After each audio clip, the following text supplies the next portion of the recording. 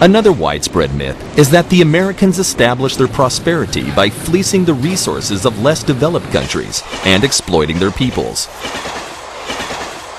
Excuse me, but what resource theft are we talking about? Who is really to blame for economic backwardness, poverty, misery, and disease in third world countries? From whom did America take away diamonds, metals, oil? From Iran? From Venezuela? From Saudi Arabia? Who is stealing from whom? Generally, the USA has a negative trade balance with the countries of the third world. The USA pays more for raw materials to these countries than it receives from them in payment for its goods. Over the past 15 years, oil-producing nations have raised oil prices 6 to 7 times. This means that they receive this many times more for their God-given resources. Where the rulers had enough sense to properly dispose of the profits coming from the sky, the people lived very well, sometimes even better than the American people. But those countries that spend the receipts on the senseless ambitions of their political leaders, dictators, and tyrants, on the enrichment of the ruling classes, on bureaucratic corruption, keep blaming all their problems on whom? The answer is not hard to guess. America. أمريكا هي العدو الأول لشعب فلسطين وللأمة الإسلامية والعربية. نعم، أمريكا هي العدو الأول لهذا الشعب. أمريكا هي العدو الأول للأمة الإسلامية. Take Cuba, for example. The Cubans, nearly 50 years ago, broke off economic relations with the U.S., which no longer exploits them. The result? Cuba is one of the poorest countries in Latin America. Moreover, the most petty and improbable myths and accusations are constantly arising. The spread of AIDS all over the world? This was done by the hands of American Secret Services operatives.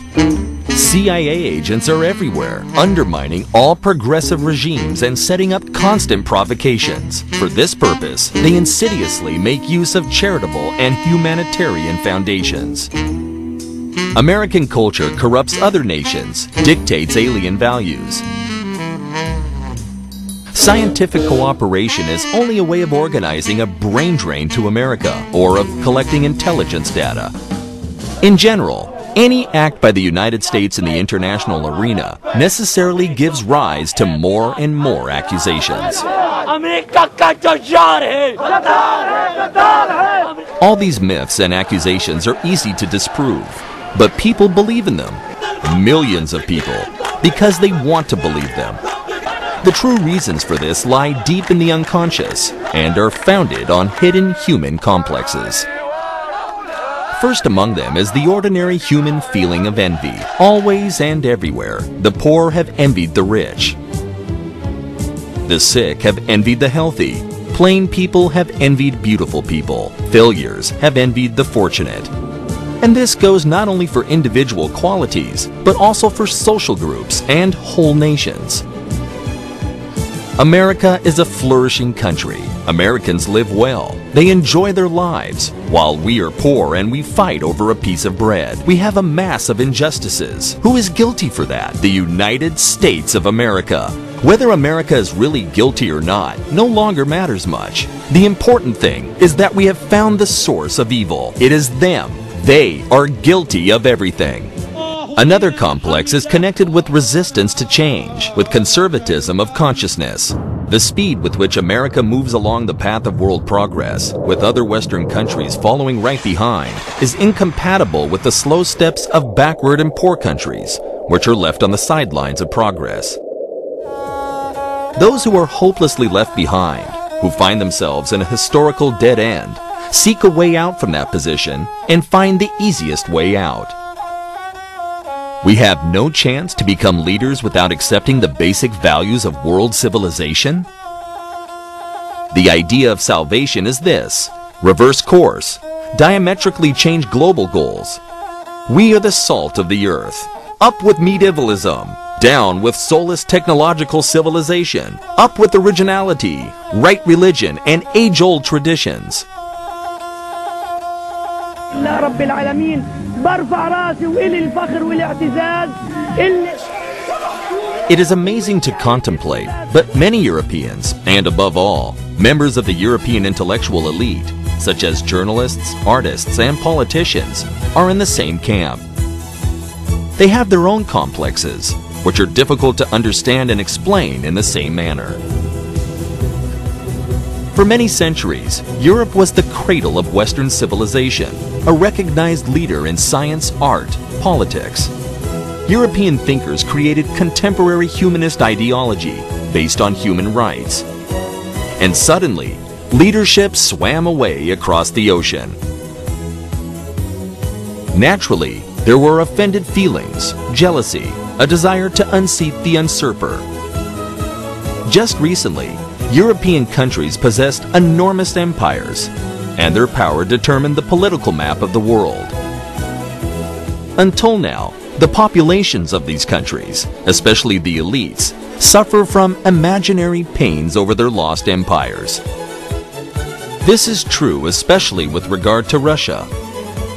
Only yesterday Russia was a mighty superpower, but today she is just another European country, offended by the lost Cold War, which deprived the country of its imperial status. A hope for revenge boils underneath her consciousness.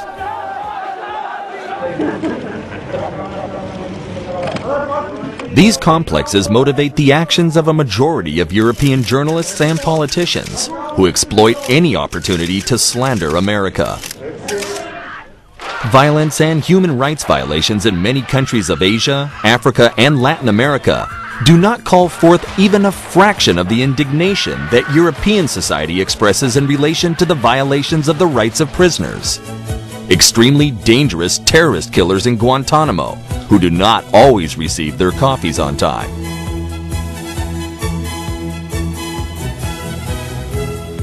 How did the Americans dare to lead a few of these arrested fighters or terrorist leaders through European airports without letting the world know about it and without informing the comrades of the arrested terrorists? Similar complexes are at the base of the behavior of the youth circus of anti-globalists jumping from one country to another.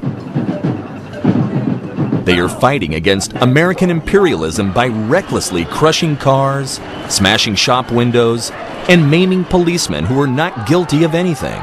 Psychologists maintain that hatred toward the United States in many countries is like hatred of the police and cannot find rational explanations for this. On the other hand, the bellicose enmity toward the United States on the part of all types of dictators and totalitarian regimes can be explained in a fully rational way. Here he is, a respected and beloved leader.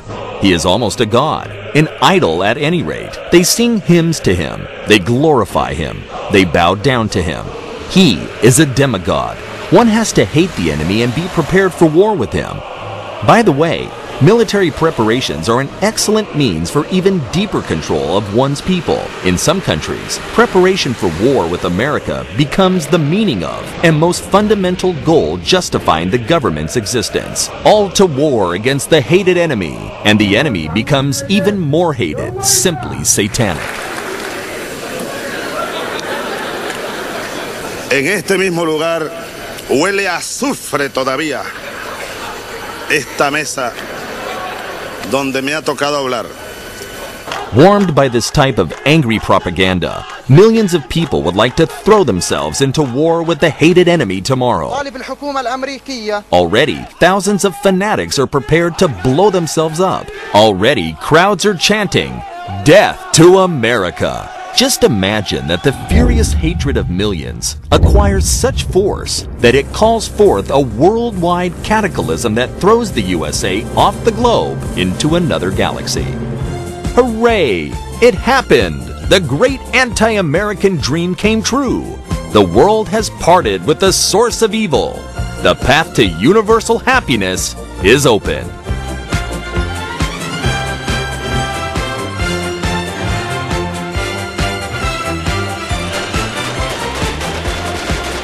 But then all the holidays end, the weekdays begin, and we return to our everyday routines. And immediately we notice the changes. We turn on the TV. No more Hollywood movies. No serials. No popular shows and no celebrities.